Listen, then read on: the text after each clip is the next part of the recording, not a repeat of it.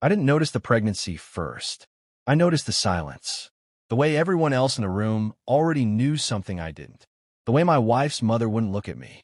The way her sister suddenly found her phone fascinating. And in that moment, before a single word was spoken, I realized whatever was coming couldn't be fixed.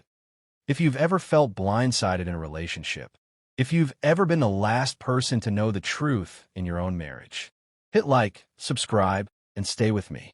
Because this story isn't loud, but it cuts deep. The break that wasn't a break. This didn't start in that living room. It started 2 months earlier, on a Tuesday night that felt painfully ordinary. Laura sat across from me at the kitchen table, twisting her wedding ring like it suddenly didn't fit. 17 years of marriage teaches you things, like how silence has a sound. And that night, it was screaming.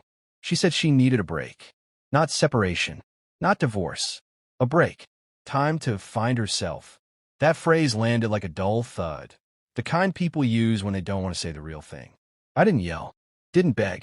At 56, you learn which battles are theater and which ones are final. I asked what rules this break would have.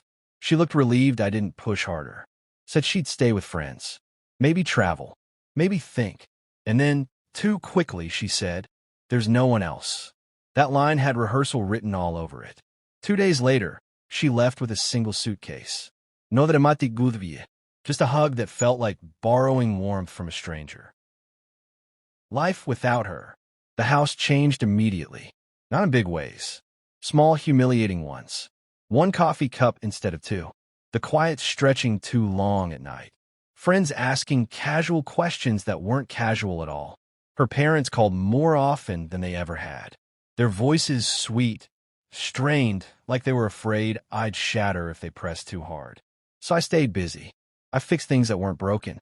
Worked longer hours. Took morning walks just to prove I still had somewhere to go. We spoke twice in those 2 months. Short calls. Polite. She always sounded distracted, like her real life was happening just off the line. Then she called and said she was coming home. Not to stay, just to talk. And she asked if her parents and sister could be there. That should have been my warning. That's how I ended up standing in my own living room, watching Laura step inside with a practiced smile. Her mother hovered. Her sister lingered. Her father stayed quiet, arms crossed. And that's when I noticed it, the way Laura stood, the way her hand drifted unconsciously to her stomach. She didn't say anything. Neither did I. Finally, she said, "I didn't plan for this." No one looked surprised. That's when I knew. She said the word pregnant carefully, like placing glass on a shelf. I didn't react. That unsettled her more than shouting ever could. She rushed to explain. Said it was a mistake.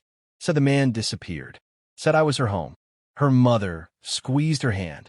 Her sister sighed like this was exhausting for her. No one looked at me. I thanked Laura for being honest. That shocked them. Men are supposed to explode. Real life doesn't always give you drama. Sometimes it gives you clarity. I asked how far along she was. She hesitated. The math lined up perfectly with the weeks she'd been gone. She kept talking, loneliness, invisibility, confusion. Words stacked on top of words. Then she said, "I hope we can face this together." Together. Like my role had already been assigned. That's when something flipped inside me. From husband to observer. Observers notice details. I stepped into the kitchen.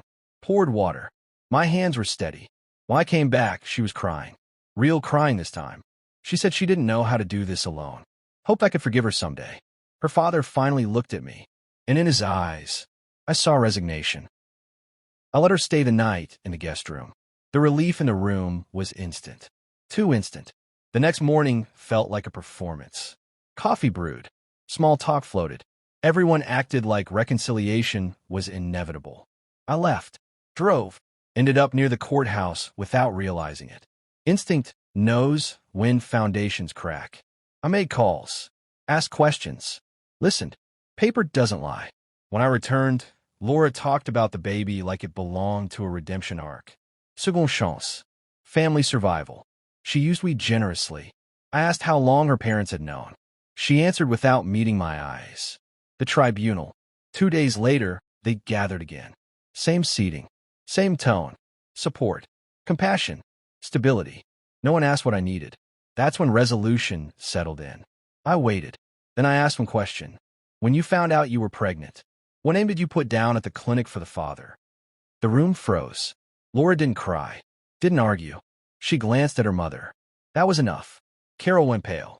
Megan inhaled sharply. Laura's father closed his eyes. Laura, whisper name. Not mine.